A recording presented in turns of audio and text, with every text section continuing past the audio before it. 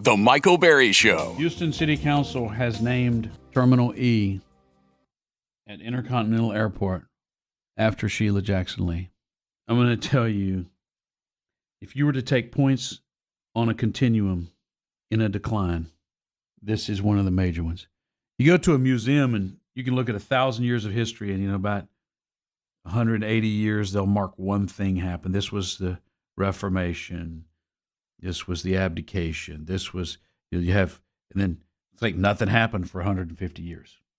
You could look at this one factor, Sheila Jackson Lee. And there it is. Harris County beat them to the punch and named an administration office after her. So we have two buildings. The airport, people will have to come through, which is rather appropriate, because Sheila Jackson Lee was nationally famous for her abuse of airline staff. She would demand a first-class ticket. She didn't have it. She'd get on the plane and she'd demand that somebody be removed. She would belittle and scold airline staff for the kind of stuff that would cause a mere commoner to be kicked off. I remember when the Congressional Black Caucus was meeting and Continental Airlines was trying to get some concession for, they wanted to add more markets, I think, and FAA was holding it up. And the Congressional Black Caucus had a meeting, and in the meeting there was discussion, and they went to Sheila and said, what do you think? This is your local airline. And she said, absolutely not. We tell them no. I want them to come grovel. She did that to more people. She was abused. You got her cussing out the staffer. One of her staffers, you'll remember, in an undercover recording, one of her staffers got her calling another staffer a fat ass, and he killed himself 3 days later.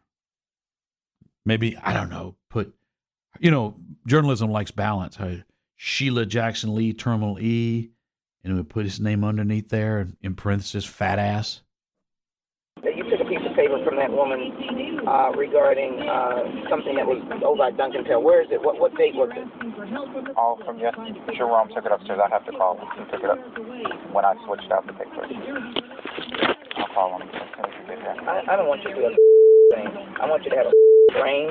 I want you to have read it. I want you to say, Congresswoman, it was such and such date. That's what I want. That's the kind of staff that I want to have. So some stupid other did it, and I don't have the information. Nobody sent me the information. I need to ensure my schedule. And, if Boo-Boo did it, ass did it, face did it, and nobody knows a thing in my office, okay? Nothing. I gave it to you. Your job was to get it on the calendar, imprint it in your brain, or send me the information back saying, Congresswoman, I made sure that the Ovi Duncan Tell event that you gave me for so-and-so date at 7 is on the calendar, not to, Jerome has it. Okay? So when I called Jerome, he's going to be sitting up there like a fat-ass, stupid idiot talking about what he doesn't know. Okay? Both of y'all are up the F. It's the worst that I could have ever had put together. Two big-ass children. Idiots. Serve no purpose. Ain't managing nobody. Nobody's respecting them. Nobody gives about what you're doing. And you ain't doing. And this is an example of it. I gave it to Jerome. This is not child's work. Okay? I want to be very clear. She was not in an executive position, an administrative position. She was going from event to event trying to be announced so that she could give a speech. They never let her chair an actual committee. They would give her a subcommittee toward the end. She tried to put forward a bill when Nancy Pelosi was the Speaker of the House to honor that pedophile Michael Jackson. And Nancy Pelosi wouldn't let it come to the floor. She didn't have that clout. She never chaired a committee. She never got a meaningful bill passed. They're quoting that she brought all this money to the airport system in Houston, by that measure, every congressman can count every dollar they received for the airport in their congressional district. She had nothing to do with that. Nobody had any reason to give her anything because even the Democrats never gave her the clout because they knew what a clown she was. They knew better than most people in Houston do. Must I die?